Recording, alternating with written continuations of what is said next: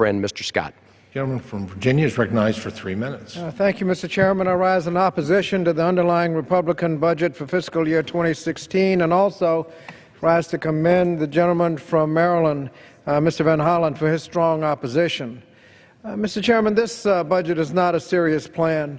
It contains trillions of dollars in tax cuts, but it doesn't show a dime worth of tax increases when they say it's going to be revenue neutral. It includes trillions of dollars in unspecified cuts that will not be made. For example, are we really going to repeal Medicare as we know it? And if you actually believe that the Republican majority will carry out this plan, it would actually devastate our economy by balancing the budget on the backs of students, workers, seniors, the disabled, and vulnerable communities across the nation.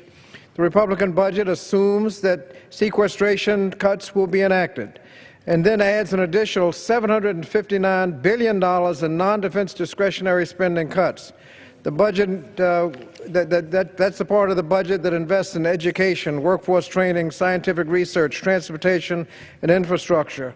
With those cuts, the budget would be funded at 40% below the lowest level in the last 50 years as a percentage of GDP. Those cuts will not be made, but if they are, that would be devastating. As the ranking member of the Committee on Education and the Workforce, I'm particularly concerned about the cuts in education.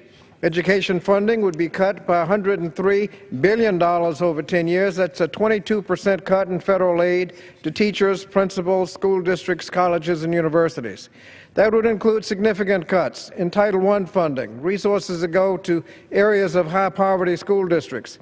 It would cut Individuals with Disabilities Education Act, which supports education services and resources for students with disabilities, and significant cuts to Head Start.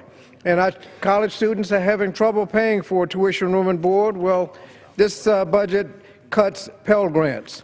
In the area of job training and employment services, the budget would result in 2 million fewer workers receiving critical support and does nothing to help long-term unemployed get back into the workforce. Mr. Chairman, the Republican budget sends students, families, and workers down the wrong path at this important crossroad. We need a strong budget that reflects the values of all Americans and makes necessary investments in programs that we know will expand the economy for all. The Republican budget fails to do this and therefore should be rejected. I yield back.